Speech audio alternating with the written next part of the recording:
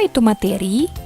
Jadi, materi adalah segala sesuatu yang menempati ruang dan mempunyai massa. Tentang pengelompokan materi berdasarkan wujudnya dan juga berdasarkan zat penyusunnya.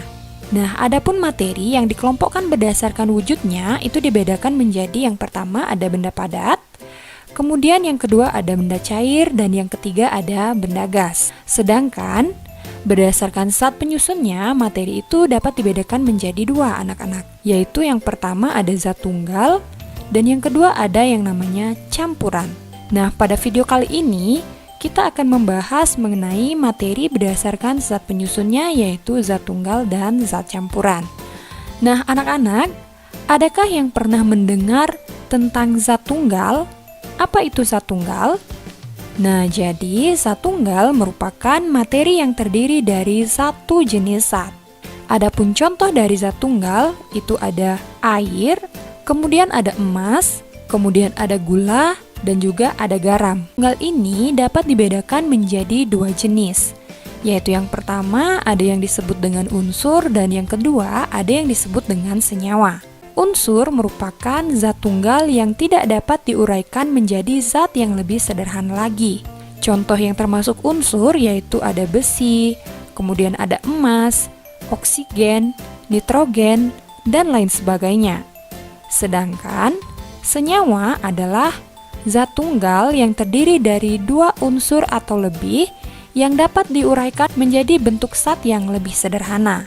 Contoh senyawa yaitu ada air, gula, garam, dan lain sebagainya. Jadi, campuran merupakan suatu gabungan dari dua zat atau lebih yang tidak bersatu secara kimiawi dan zat-zat penyusunnya masih mempertahankan sifat masing-masing.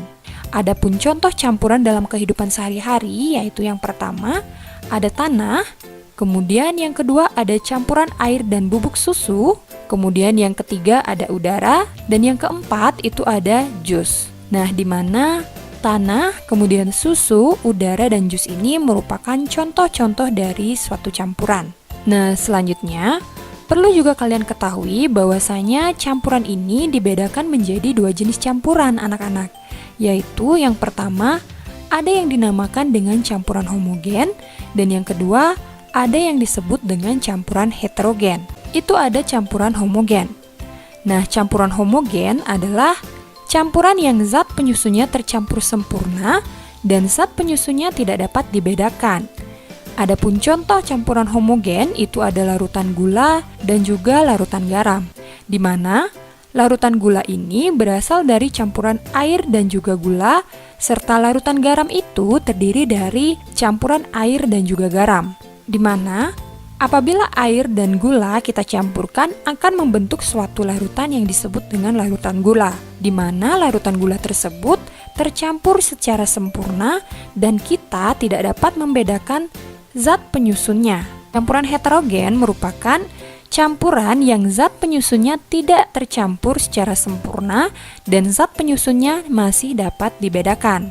Nah, adapun contoh dari campuran heterogen itu ada campuran air dengan kopi, kemudian campuran air dengan pasir, dan lain sebagainya.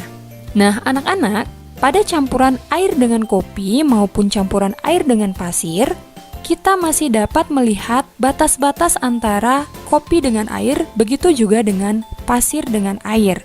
Sehingga campuran ini kita sebut dengan campuran heterogen. Jadi campuran ini tidak dapat tercampur sempurna, seperti itu.